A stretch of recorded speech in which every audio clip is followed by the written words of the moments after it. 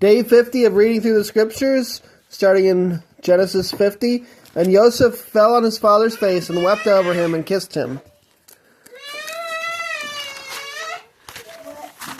And Joseph commanded his servants, the physicians, to embalm his father. So the physicians embalmed Yisrael.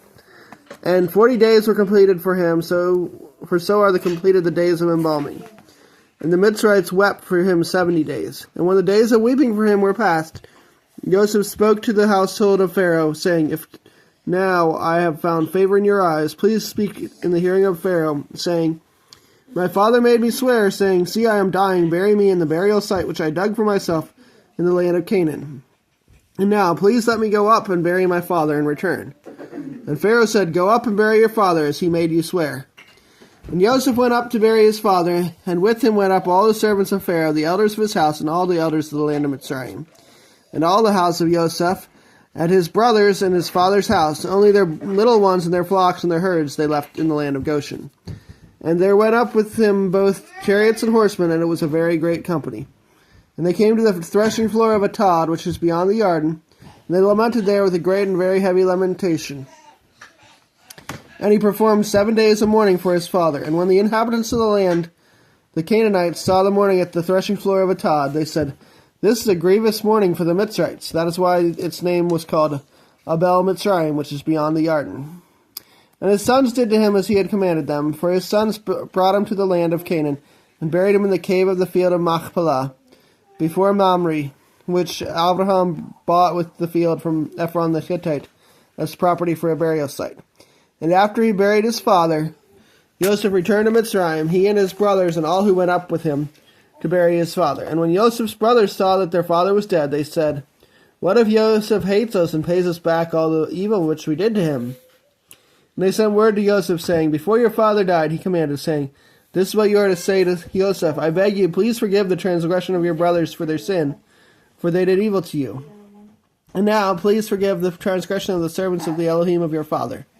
And Joseph wept when they spoke to him. And his brothers also went and fell down before his face, and they said, See, we are your servants. And Joseph said to them, Do not fear, for am I in the place of Elohim? And you intended evil against me, but Elohim intended it for good, in order to do it as it is to this day, to keep a great many people alive.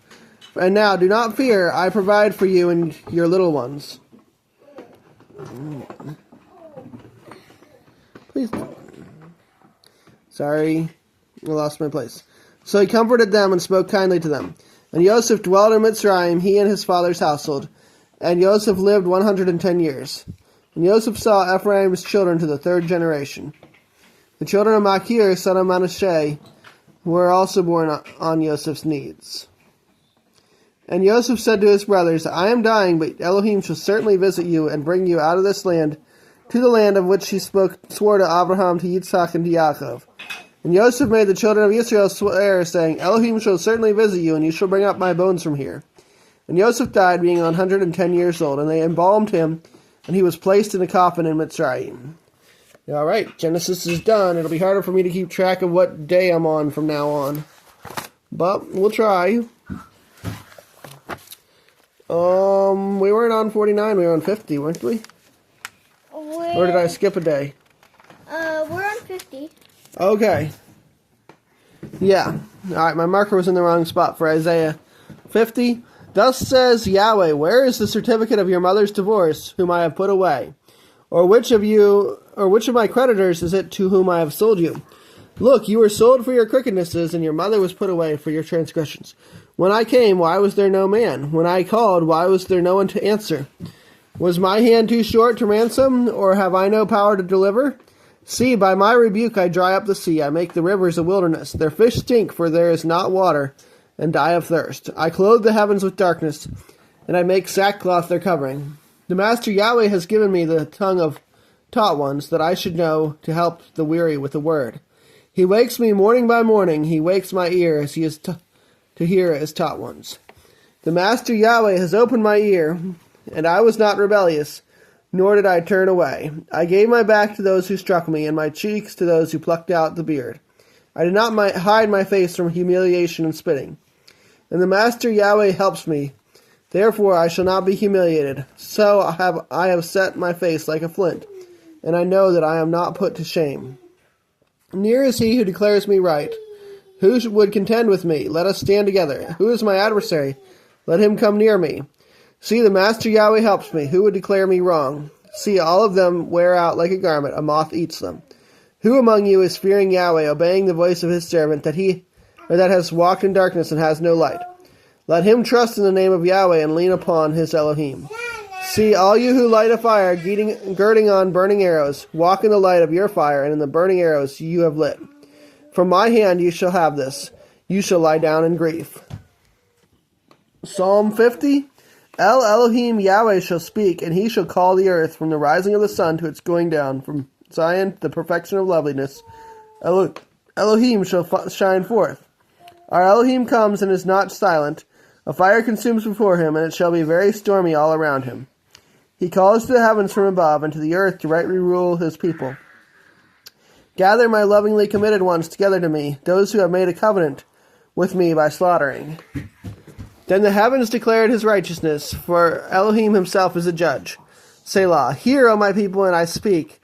O Israel, and I witness against you. I am Elohim, your Elohim. I do not reprove you for your slaughterings, and your ascending offerings are continually before me. I do not take a bull from your house, nor goats out of your pens.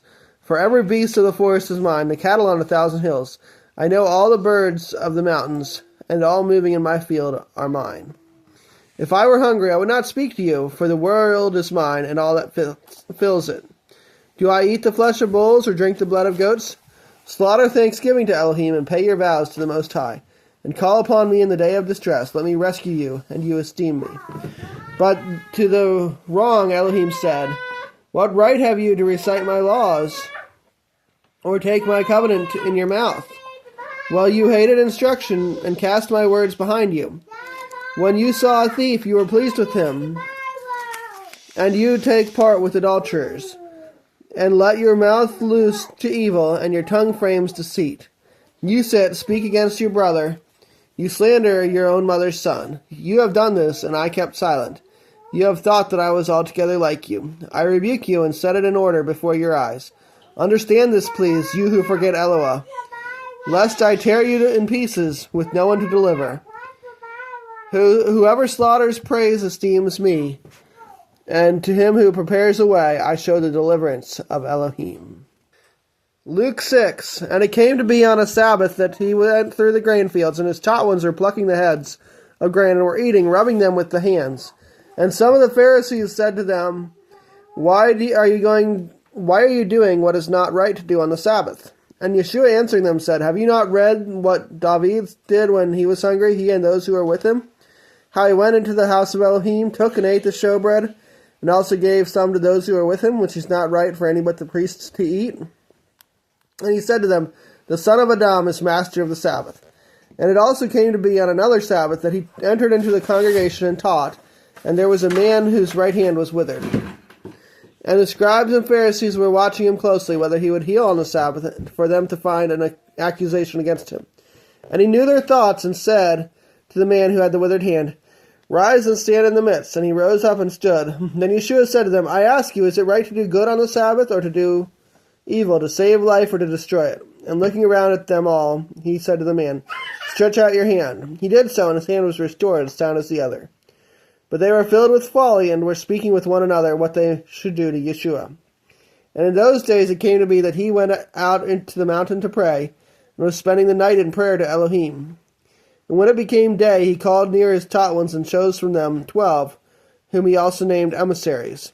Shimon, whom he also named Kepha, and his brother Andrew, Yaakov and Yochanan, Philip and Bartholomew, Mattathiyahu and Toma, Yaakov the son of Alphi, and Shimon, the one called the Ardent One, Yehuda the son of Yaakov, and Yehuda from Kirioth, who also became the betrayer. And coming down with them, he stood on a level place with a crowd of his taught ones, and a great number of people from all Yehuda and Jerusalem, and from the coast country of Tzor and Sidon, who came to hear him, and to be healed of their diseases. And those who were troubled with unclean spirits, and they were healed. And all of the crowd were seeking to touch him, for power went out from him, and healing them all. And he, lifting up his eyes towards his taught ones, said, Blessed are the poor, because yours is the reign of Elohim. Blessed are you who hunger now, because you shall be satisfied. Blessed are you who weep now, because you shall laugh. Blessed are you when men shall hate you, and when they shall cut you off, and shall reproach you, and cast out your name as wicked, for the sake of the Son of Adam. Rejoice in that day, and leap for joy, for look, your reward is great in the heavens. For that is how your fathers treated the prophets. But woe to you who are rich, because you are receiving your comfort. Woe to you who have been filled, because you shall hunger. Woe to you who are laughing now, because you shall mourn and weep. Woe to you when all men speak well of you, for thus their fathers did to their false prophets. But I say to you who are hearing, love your enemies, do good to those hating you, bless those cursing you, and pray for those insulting you.